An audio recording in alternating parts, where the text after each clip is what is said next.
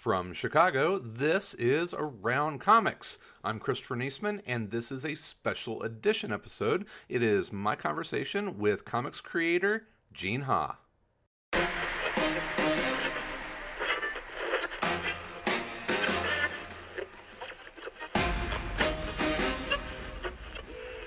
You're listening to Around Comics.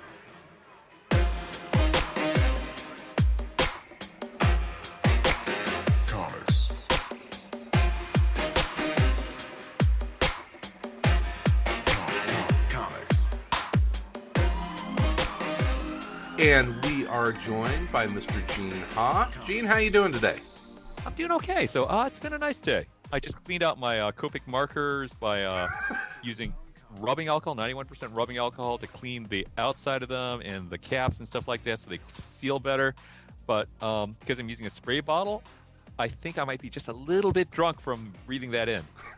So that is my alternative. That is the nerdiest comic book artist intro ever. So it's a beautiful day. I've been cleaning my Copic markers. Yeah, I'm high as a kite. Well, that's awesome. Well, I wanted to kind of jump off here. We met each other in Chicago. You are Chicagoan born and bred, but I started reading about you on the interwebs a little bit, and I did not know that you spent was it really kind of your formative and like high school years in South Bend, Indiana? Oh yeah. How did that happen? And tell me a little bit about, and I say this because my in-laws live in South Bend, so I'm there like 2 or 3 times a year. So yeah, I want to know a little bit about life growing up in South Bend, Indiana for Gene Ha. I grew up in the 70s and 80s inside of South Bend. I was born in Chicago. My dad was a doctor from South Korea. Came here because there was a doctor shortage in Chicago, and then later established a practice with some other doctors, American-born doctors, in South Bend, and that's where I grew up. So, it was just a incredibly boring Rust Belt town that the car factories had all closed a little before I was born. Yeah. So it's just I don't know. It's just I was also at the time in the 70s and 80s, it was demographically the American average. Like racial composition was pretty close to it, economic divide and stuff like that. So it was a place where people would like send free samples in the mail to just random houses to test market things because South Bend, Indiana, very average. Now, growing up in South Bend, I imagine you were a comic book fan, I'm guessing, at a pretty early age. Did you have, comic shops, or were you, was it still kind of the convenience store, comic book shopping, that kind of stuff? So I started off as a comic book fan in the 70s, and it was just pretty much convenience stores, drugstores. I mean, off the racks, yeah. Spinner racks. Books, drugstore, spinner rack was my main source for comic books as a little kid. It was a way to shut us up when we were being noisy or something like that. And it wasn't until the mid 80s that the first direct market comic shops started opening up on the really bad parts of town near the abandoned factories and near the strip clubs. It was really amusing. Comic book drug dens and strip clubs. Oh yeah, I mean, yeah. The first comic shop owner I remember was he looked like a friendlier version of Angar the Screamer, if you've read the Marvel Handbook. Yes. Yeah, skinny hippie with long ponytail, scraggly beard. Shop. I don't think he had cats, but somehow it still kind of smelled like cat piss. So, and it was like 2 shops down from I think it was called the Peach Pit and the Tender Trap, and there were a bunch of strip clubs nearby, which was really amusing for my mom, and also the Homeless Mission. Wow, you had like it was like the trifecta. Yeah, it was the worst. Well, I shouldn't say the worst part of town, but it was a pretty bad part of town. What what was the stuff that you kind of remember? It's talking to comic book fans that are about the same age. It's always kind of interesting to hear what stuff they remember loving and reading and stuff, especially from the art side. What was the stuff that you can look back on and say, yeah, that is really what inspired me to pick up a pencil and a notepad? Oh man, first biggest one was Mike Grell, and I've said hi to him a few times. And his Green Lantern run and his Legion of Superheroes run were just fantastic to me. He was very expressive. Also, Gene Colan at the same time. They were two really super expressive 70s artists at the time. Their stuff just jumped out at me in a way other artists didn't. So you're reading like Tomb of Dracula? Would that have been about the? No, it was actually Daredevil. It was his Daredevil. It was work. Daredevil. Well, that's his like 60s stuff. So you were going back even at that point. But he was still doing some stuff in the 70s. Was he? Okay. Yeah. And the funny thing is that I remember the issue where they new artist took over, and I thought, oh, this is crap. I do not like this artist at all. This Frank Miller guy is going nowhere. Oh, hilarious. Yeah. And he was not Frank Miller yet. But no, it's years later, I totally forgot about that, and I saw the Frank Miller stuff. I was like, who the hell is this guy? He's brilliant. That's funny because you pick up the omnibus of the Frank Miller Daredevil stuff, and he came in as the artist, and I forget who was writing, but he didn't start doing writing and art duties for several issues. And I remember going back and reading that stuff, and really whenever he started writing, that's when that book became like next level. And that's one of the few books from that era that I go back almost annually and I'll read Frank Miller's Daredevil run. For whatever reason, I think it still holds up really well. Oh, yeah. Though I should note, I can't remember the writer's name now because at the time I didn't pay attention to writers, but the Gene Colan run could often be incredibly dark and complex. And I remember one issue where Daredevil went insane, rambled in kind of almost, he looked drunk or something like that, just rambled into the Avengers mansion where the team members at the time were Black Widow, Hercules, the Beast, and Captain America. And he just kicked everybody's ass somehow.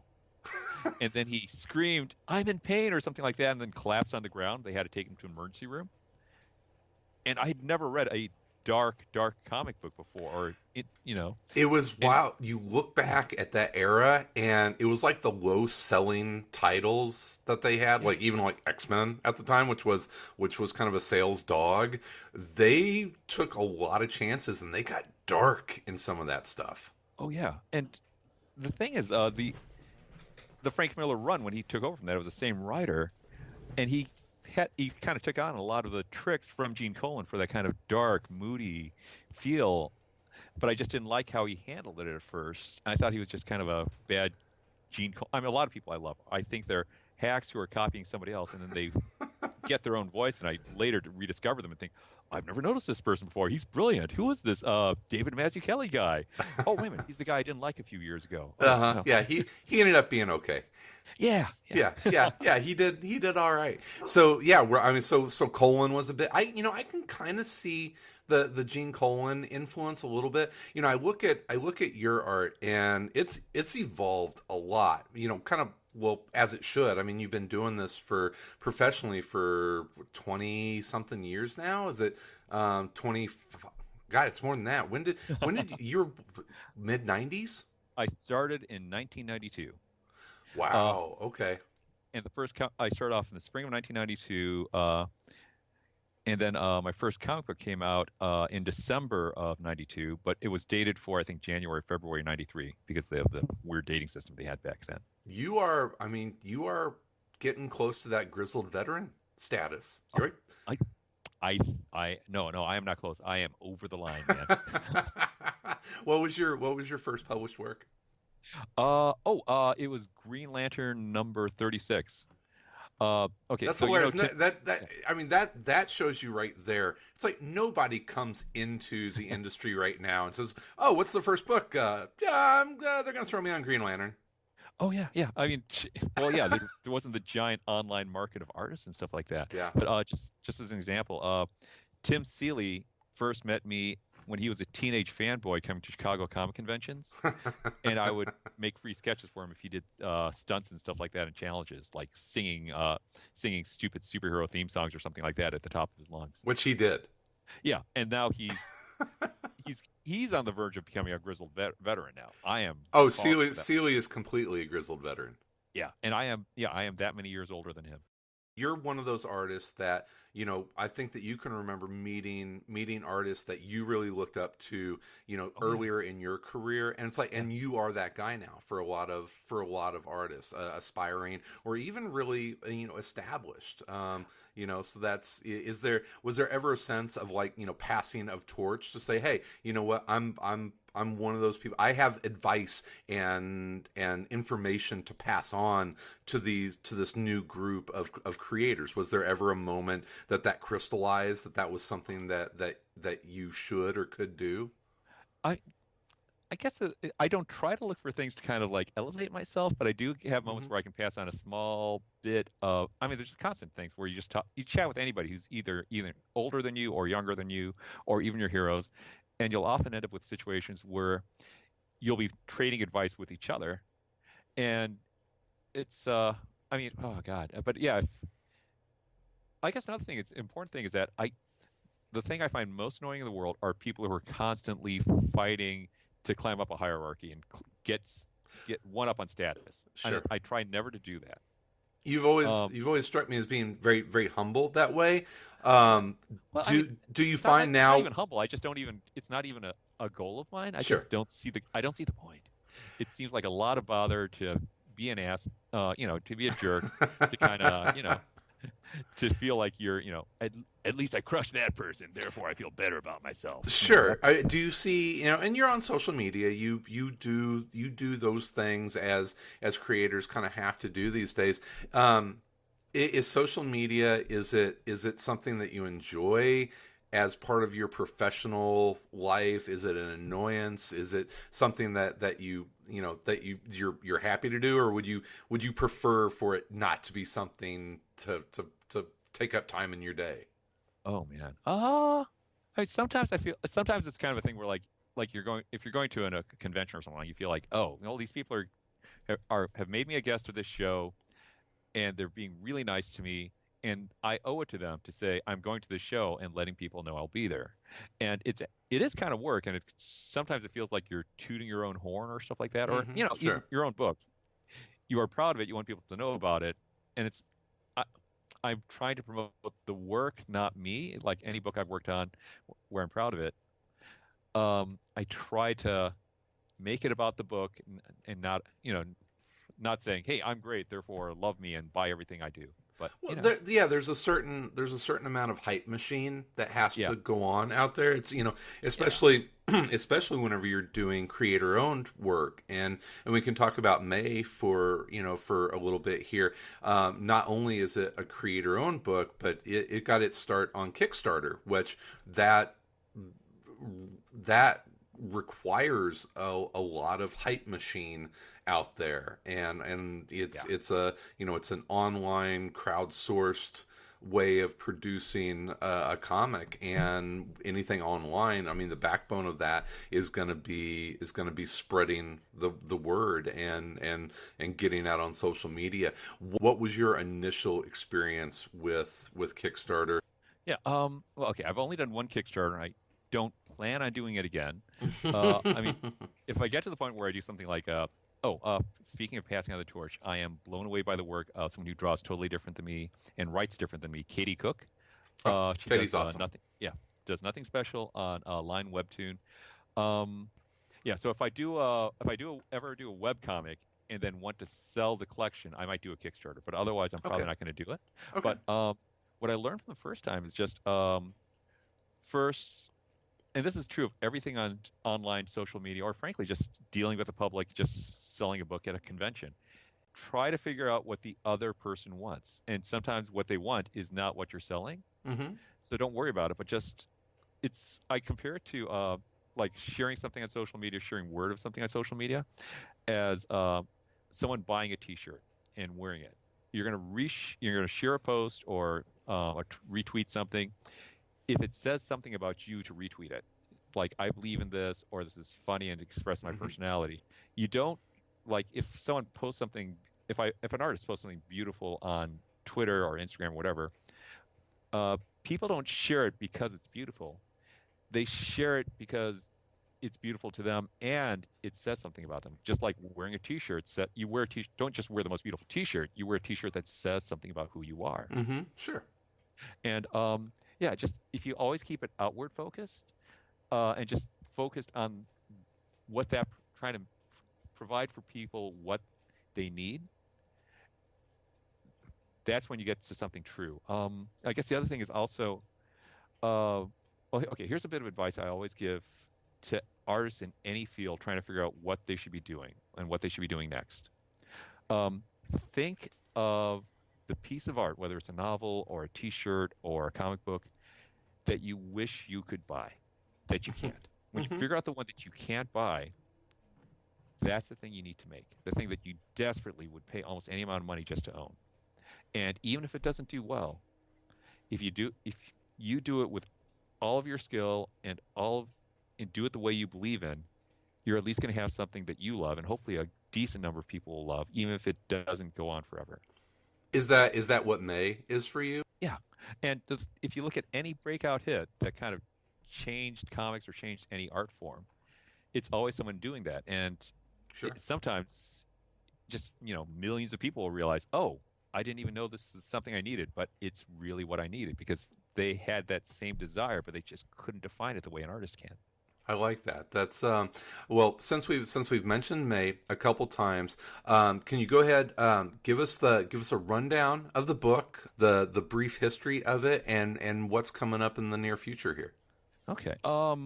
So May is a book I launched on Kickstarter, and now it's coming out through Lionforge Oni Press. It started off with the first two oversized issues worth on Kickstarter, and that was my crazy self-promotion, self-publishing adventure, which was so much work. That's another reason I never want to do it again, because this is a common theme I've heard on Kickstarter. It's like, love doing it. Boy, it's a lot of work. yeah, I wanted to nail down every detail, and if if I missed something or something like that, I was going to do what I can.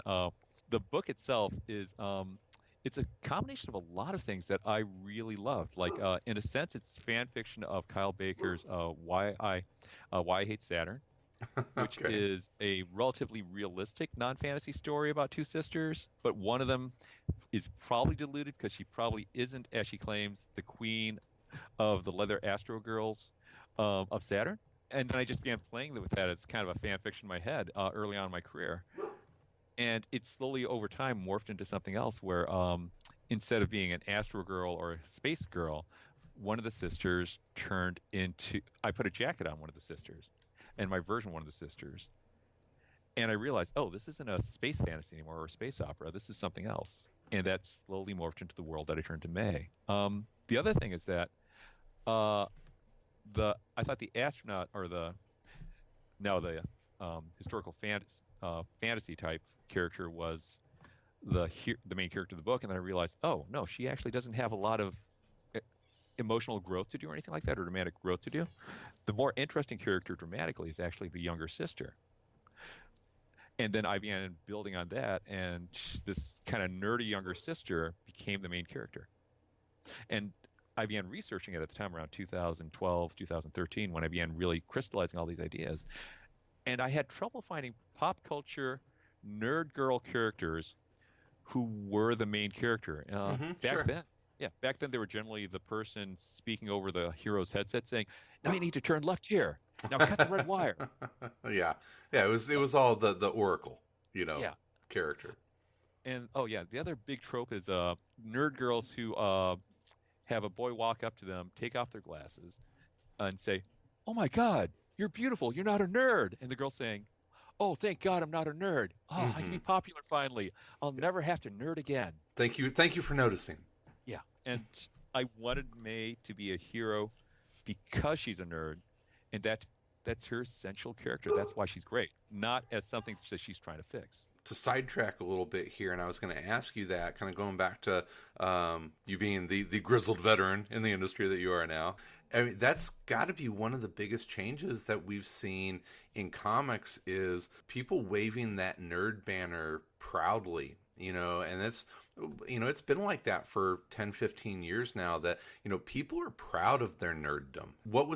The difference between going to a trade show or a comic book convention now versus 25 years ago? I mean, what's it like for you? It's like all my fantasies about what comic books would become have pretty much come true at this point, where it's just, like, I mean, do you ever read Brian Hibbs's annual reports on the comic book industry? Sure. Yeah. Yeah. Those were staples forever. Yeah. So for those who don't know, he's the owner of Comics Experience in San Francisco, a great comic shop, one of the savviest retailers in the industry. And for the last few years, he's been reporting about how the bookstore graphic novel market has been overtaking the direct market in this DC and Marvel superhero graphic novel market by leaps and bounds. And so now Marvel and DC are kind of maybe a little under a third of the industry, and over 2/3 are now companies like Scholastic, Macmillan, Paper Cuts, just all these publishers that focus on kids. And the average comic book reader in the United States now is not a 40-year-old Asian or white middle-aged grognard like me.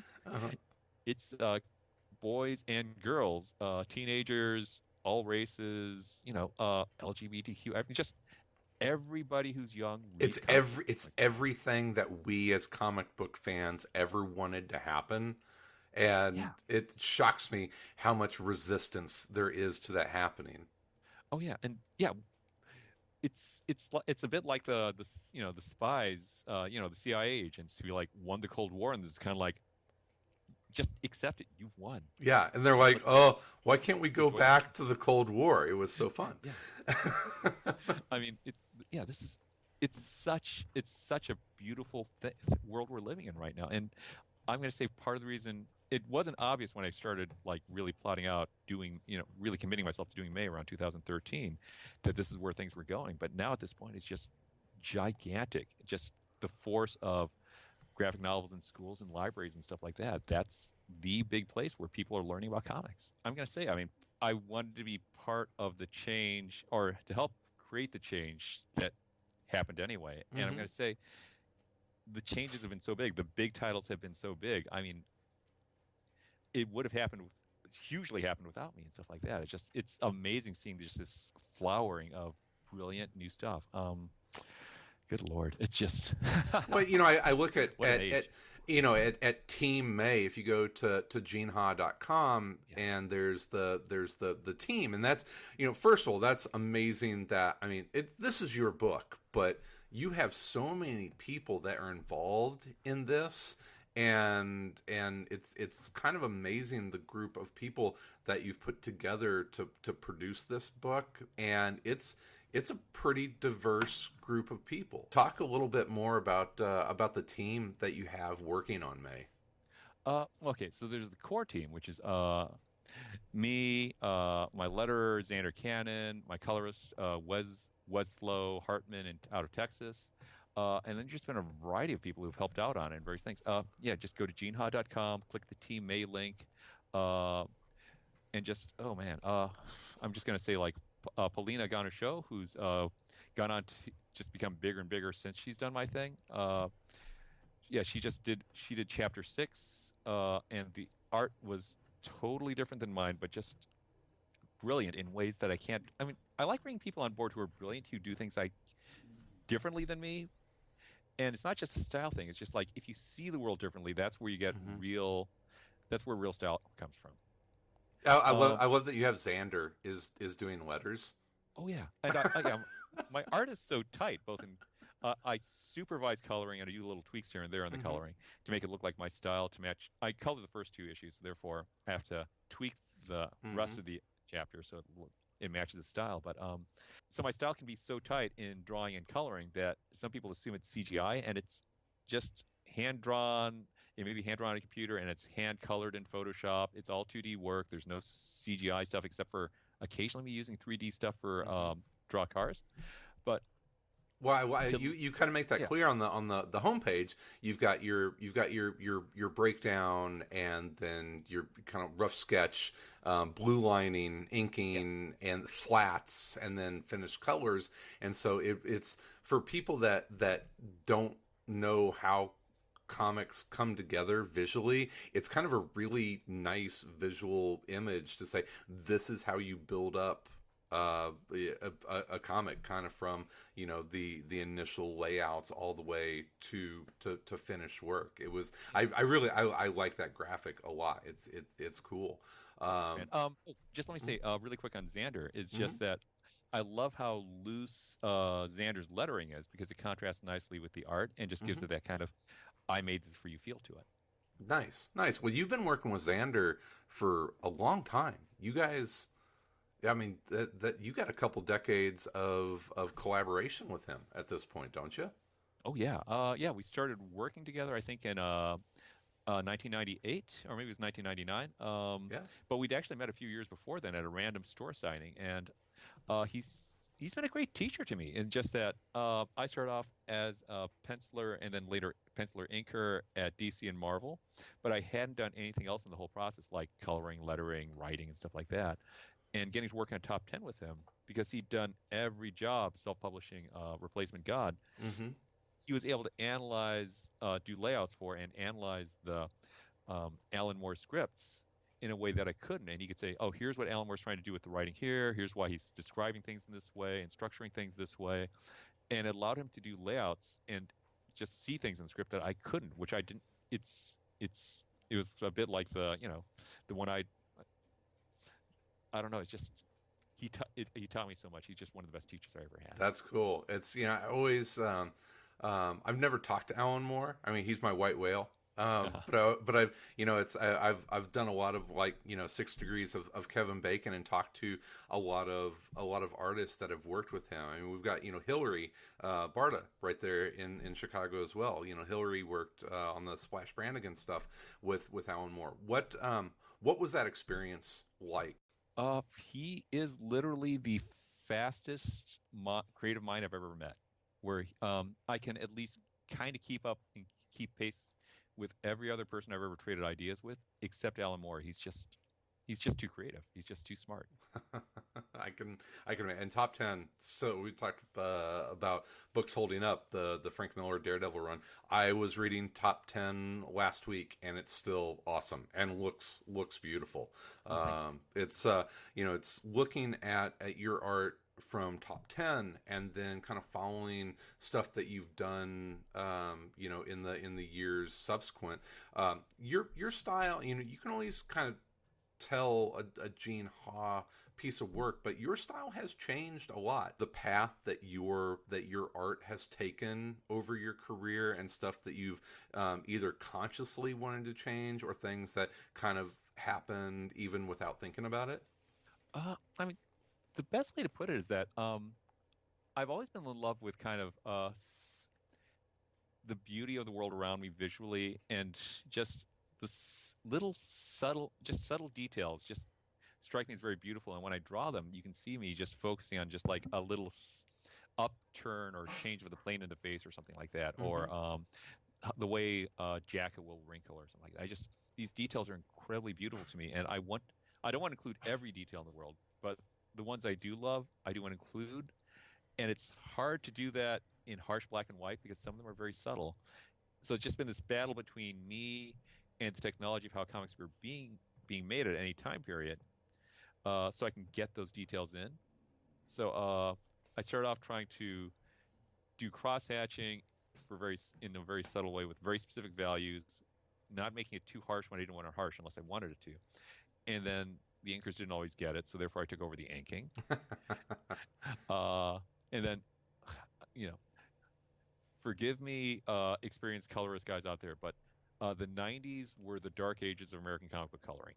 Oh, I mean, Uh, yeah. Well, I mean, there was a lot of technology that it's like, let's try this Photoshop filter. oh yeah, yeah. Yeah. And if you are a colorist from that time period who survived till now, it's pretty obvious either you got incredibly good or you're one of the brilliant ones back then who used it right. So there's then me trying to take over a little bit of the coloring as soon as I got myself a copy of Photoshop. And now it became so labor intensive doing this. I began experimenting with other things like using markers to do my own color Mm-hmm. guides, doing ink wash on top 10, the top 10 prequel, top 10 the 49ers. Um, On May, I first 2 chapters, I just colored everything myself because I just thought I want to get my full vision onto the page. And now I'm going into another experiment, which I'll send you a file after we finish up the interview. Okay. But it's also one of the postscript shorts inside of May Volume 2, where I'm doing a duotone inside of Procreate on iPad. And I'm using this to kind of, so that way in the medium color, the kind of light brown color, I'm using that to do the shading. And then I have the black ink stuff for doing the harsh shadows and the outlines and stuff like that. And I feel like I'm finally found a simple way to get my vision across. And that's where I'm going to be going next, trying to see if I can do that with a colorist for full color books and stuff like that, saying use this as like I believe in anime they call it cell shading. Mm-hmm. Yeah, use it like a cell shading guide, and then you just have to figure out exactly what to do with the colors and the exact values of it where I put the shadows. And hopefully it all works elegantly, but I don't know yet. That's neat. I look at your work, and one of the things I loved from your early work is you had I guess the best way to say you had a very delicate style, but there's certainly that feeling. There is like an organic like fullness to your art now. Yeah. If that means anything.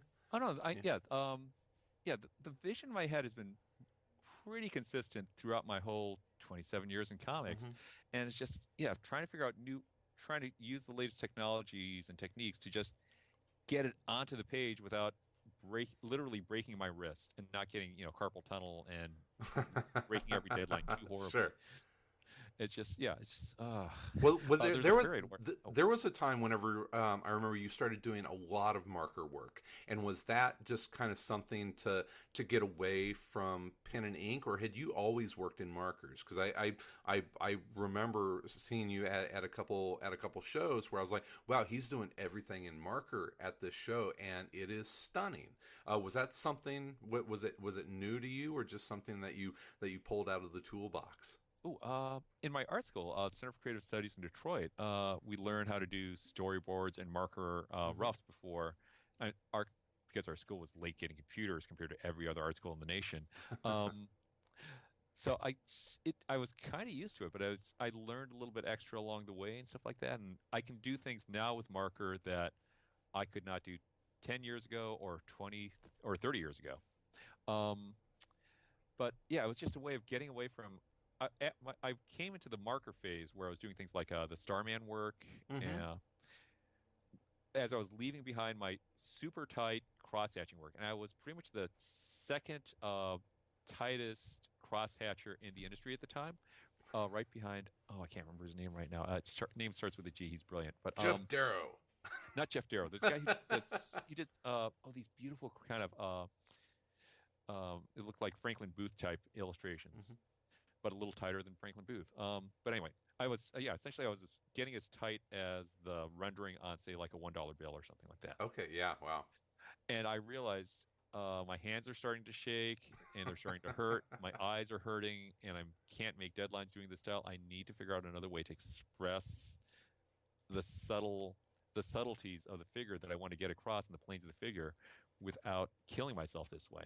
Yeah, it's just been interesting to me, and it's one of the things that I love about the medium in general is how different artists are able to approach their styles and communicate with line. And yours has from what I've seen gone from being this very deliberate, delicate, beautiful line, but now in your later work you are communicating more with less, but it's still obviously Gene Ha's work. Yeah, well, I mean, when I talk about true style coming from how you see the world, though, for a while there, I am convinced that the greatest living comics artist is Bill Watterson. Okay. He invented the Sin City style a few years before Frank Miller did in really? His Tracer. Yeah, look at the Tracer bullet strips. The first ones came out.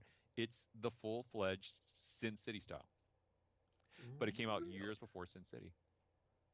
I will look that up. So you're telling me that Frank Miller aped Bill Watterson? I have no reason to believe that. I have no way of knowing, or even reason for believing that Frank Miller ever read a Calvin and Hobbes strip. So for all I know, he came up with it on his own.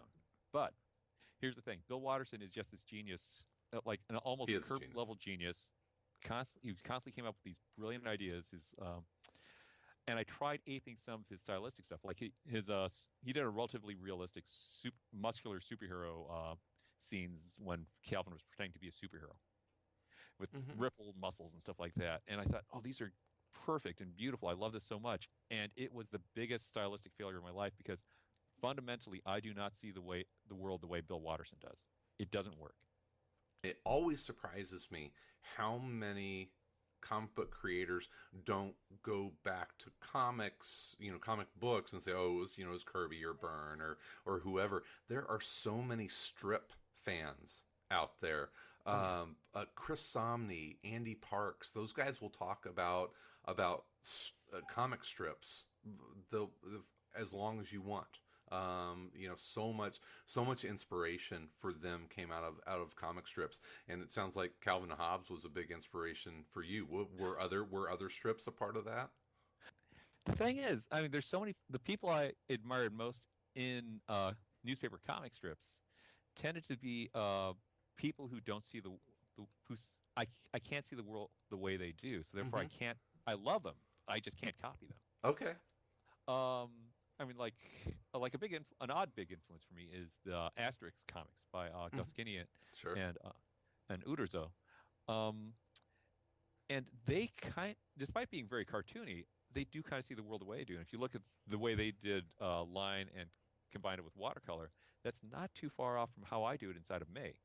But then if you get to something like, Darwin Cook, just on a fundamental level, I don't see the world graphically the way he does, and I want to throw in the middle range tones and stuff like that. And if you actually, this is a really good experiment. When I will send you the files for that 2-page postscript story from May Volume 2, and you can just post it on your website. Okay. Compare that to some pages from Darwin Cook's Parker series. Yes. And it's the same concept of medium colored background paper, a medium ink on top of that, and then black ink on top of that. Which is brilliant. It's the same technique, but the effect is completely different because we do not see the world the same way. Yeah, I love how you look at it that way, as framing people's art as how they look at the world, and it makes all the sense in the world. Is you're putting your visual world down onto paper.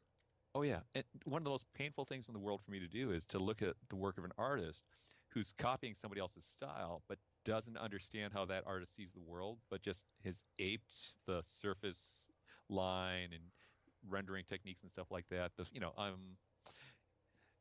And when it doesn't work, it really doesn't work. Sure. It's like when people think that, like, oh God, I'm just going to use the example of my favorite hero from the superhero comic book world, Bill Sienkiewicz. He started off as the second best Neil Adams in the world. Back in the Moon Knight days? Yeah. Yeah, and sure. He was already brilliant.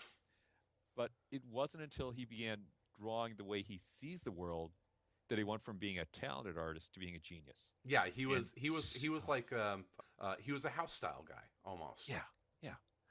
And just it's his stuff is everything he does. I mean, there's no way an Alex Ross could draw the way that Bill Sienkiewicz does. Yeah. I mean, he could copy it and apply it to one of his paintings, but at a fundamental level, it's not the same understanding. It would just be a surface copy. Well, we've talked about some of the greats, and as we get ready to wrap up here in just a couple of minutes, I know that you always kind of have your thumb on the pulse of what's going on. Who are some of the newer names out there? And I ask selfishly because I'm always looking for new stuff to check out. Who are some of the people that are exciting you? Art, writing, both. Let me just I'm gonna say the thing that's kind of most blowing me away now is Faith Erin Hicks's evolution. Where if you look at her early stuff, or even like something relatively recent, like The Adventures of Superhero Girl, She was very cartoony, kind of pop arty, and then she did something recently where it was influenced by Avatar, the Airbender guy character, called The Nameless City, and it's kind of an historical fiction set in a fictional version of a Chinese empire.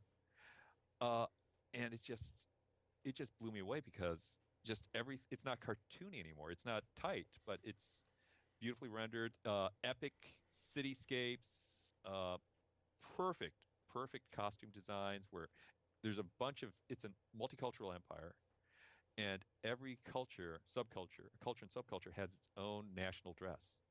And the storytelling is just brilliant because she's telling a story about ethnic clashes inside of a multicultural nation or empire, but she's telling it from the viewpoint of teenage kids in this empire. So the main character is the teenage son of a general, and he'll like walk by a room where a big meeting is taking place or someone's plotting a coup, and he'll like listen in for a second, and the reader will be able to realize, oh boy, yeah, that something big's about to drop there, and the kid's just like boring old grown-ups and then walk away. And it's like it's a lot like it's the brilliance of the West Wing in a way with their talk and walks, Okay. except one of the talk and walkers is a kid who's not paying attention, Okay. and then he suddenly realizes he has to pay attention.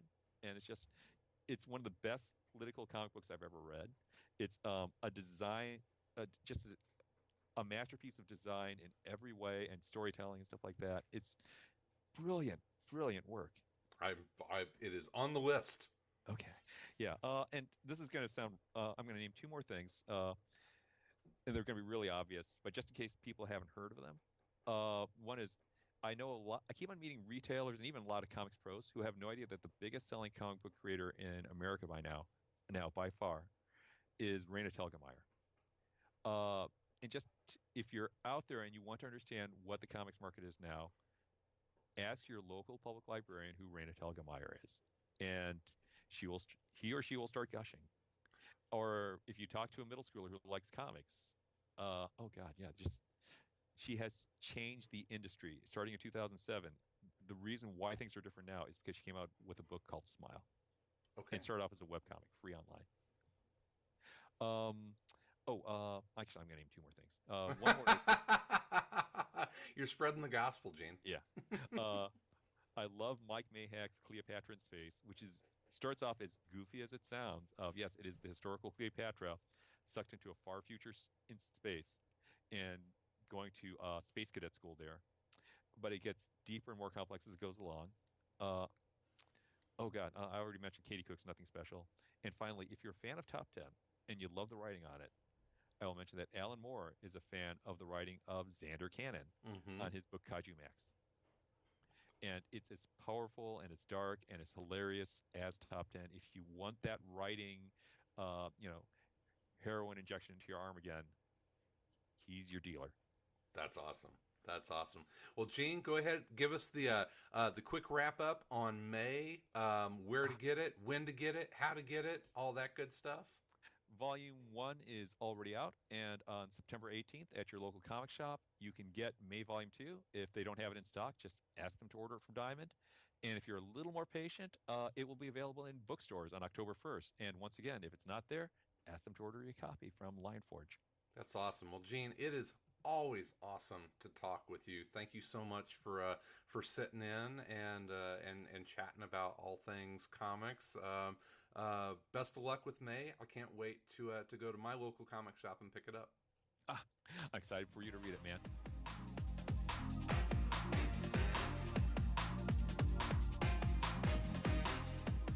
And once again, a huge thank you to Gene Ha for sitting in and talking with us, not just about May, which Volume 2 will be available directly after we release this episode, and go back and get May Volume 1 as well.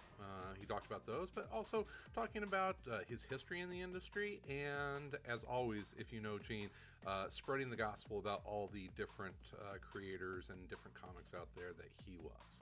So we really enjoyed talking with Gene. This is the first creator interview since we brought Around Comics Comics back.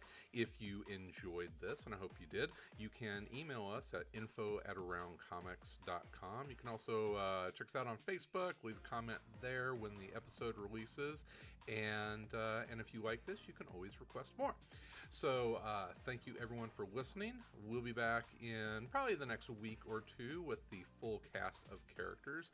In the meantime, in between time, we'll be everywhere in and around comics.